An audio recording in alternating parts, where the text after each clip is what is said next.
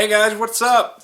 Wes back with Auto-Mafia. I know it's been a little while since we had our last video, but today we're going to be working with all the fuel fittings that I got in the mail to make fuel line. Got a big order from Vibrant and Russell. I sell these now. So, main thing, obviously, a bunch of fittings. We're using all -8 and -6, a -8 supply, -6 return. And you always want to pick up stuff like this. Now, I sell this one too. Little AN wrench. These are just pretty cool. Make it a lot easier, right? Yeah, this one's nice, made by UPR. You want a nice clean cut. I went and bought the Vibrant one just because I was making the order. So this is to make my cuts. We're using all black fittings, as you can see, and I went with the stainless line. This is also by Vibrant. We're E85 compatible, so that's what I like. We're gonna get to it. So first things first, you always want to make sure to have a set of these for your vise. That really helps. It's just gonna make it so I can put it in here. It'll hold it nice and tight for me without really messing it up too bad, and we'll be able to put it together. So I'm gonna go ahead and start cleaning one of these up, and then I'll show you what we're doing. Okay guys, so we're going to start with our big line, alright, our -8. Now I'm going to go ahead and put one of the fittings on I know I'm going to use. That is a -8 90 degree out of the fuel tank. Then it's going to go into another -8. So I'm going to put the first one on first, alright? Then we're going to go and measure it once I have the first one on. I'll cut it, and then we'll come back and we'll put the next one on. So first things first, you always want to have the end of it, before you cut, you're going to duct tape around it, and then cut. That'll hold it all on nice and tight. So I got this tape on, I'm going to take it off. Okay? Take it off. Okay, so got that tape off. Now the purpose is really to hold it so these strands, I don't know how well you can see there, aren't sticking off. We got some of them sticking off, and it shouldn't be too bad though. So first thing, you're going to pull off the rear piece. Okay? So you're going to have the female end, basically. There we go. So you got the male end and the female end. I'm going to put that female end, and I'm going to try and slide it down and twist it down over the top of this until I can get it all the way to this little lip that's in here. Okay, and it is pretty far in there, but you want to get it all the way to that lip. Now this is always easiest with newly cut hose. Alright. So now I've got it all the way in there. You guys can't really see, but I've got it all the way in there, all the way up to the top. So we're set. All I need to do now is I'm going to slide it into my vise. So I'm going to get you guys so you can see. Okay, so all I'm going to do, undo my vise, put this into the hose down here, inside of it, clamp her back up. Now I just want that holding pretty tight, right? Now you see that's on there. Next thing you're going to do is take the male piece, and you're going to push it down into the top, okay, until you can start hitting threads. Alright, now I'm going to keep pushing up on the hose because I want the hose to stay there. And I'm going to use my wrench here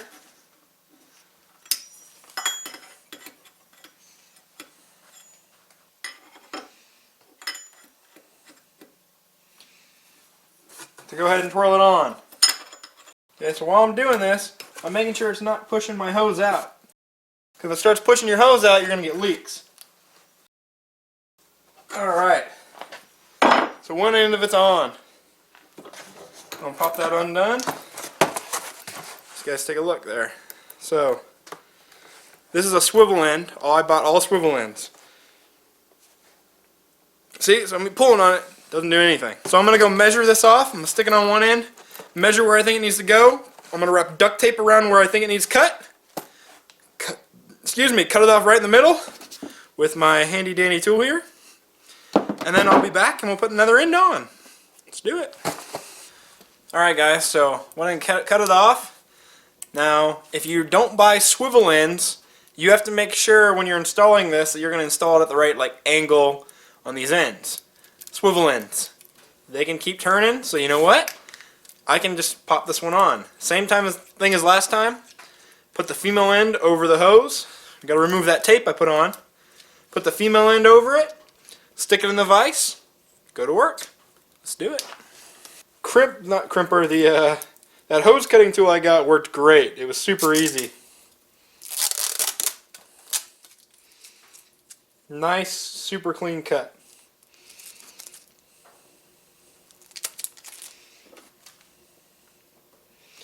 Same as before.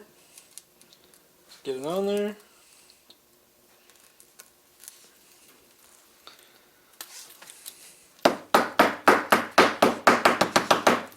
Pop it down with my rubber mat.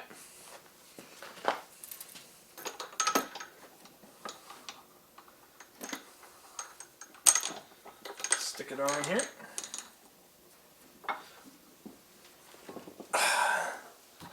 And same thing as last time. While making sure that stays up, I'm going to force the hose down in until it can start to turn in the threads. Make sure I don't let that leak. Not let it leak, make sure I don't let it scoot out of there. Alrighty. That feels nice and tight. So, that's right there. That's how we make our braided stainless hose. I'm going to go install this one. Super stoked. Let's do it. Alright guys, so you can see how it looks now. I'm totally digging it. Alright, so this next bit, we got to put the hard line on. So what I have here is this is called a ferrule, I think. That's how you say it. Or a ferrule. It goes inside the female end. And these both slip over the top of the hard line. Then all I'm going to do is I'm going to screw this end onto it. It should crimp itself down, be self-crimping, and we should have a nice solid fit there. We'll see how it goes, and I guess at the very end we'll see if we got any leaks, right? So let's do it. Alright guys, so we've just continued. It's another day. It's super windy out, so I literally can't get any footage outside. It's blown my tripod over. So too expensive a camera to do that. You guys can probably still hear it screaming outside. It's insane. So this is what I'm making right now. This is the actual piece that goes from the front of the fuel rails. They feed in, and I'm going to have one line going out. Now I'm doing this so that I have an open line on my fuel pressure regulator to run out for nitrous that I can just cap off if I want to, and it's not obvious that I'm missing it off of my my line coming from my fuel rails. So this will also make it so the pressure drop would never be uneven. The other way I could have set it up, they would have had an uneven pressure drop possibly across the sides. Very not likely, but this is how we're going to do it to avoid that in the case that it could, and just so for a cleaner method. So all I'm going to do, once again, shorten this by about 2 inches, and then we're going to run another line off of that. So yeah, I'm wasting about 2 inches of my line, which is not exactly what I wanted to do, but I'm happier being able to do that than some other things. So I'm just going to go ahead and cut it again, and we'll keep moving. Alright guys, thanks for watching. I know we didn't get all the fuel system done, and I know we haven't had a video in a while, but make sure to check out this pumpkin build over here, the jack-o'-lantern. New sponsored guy. Awesome car. It's going to be sweet. So, next episode over here. Let's do it.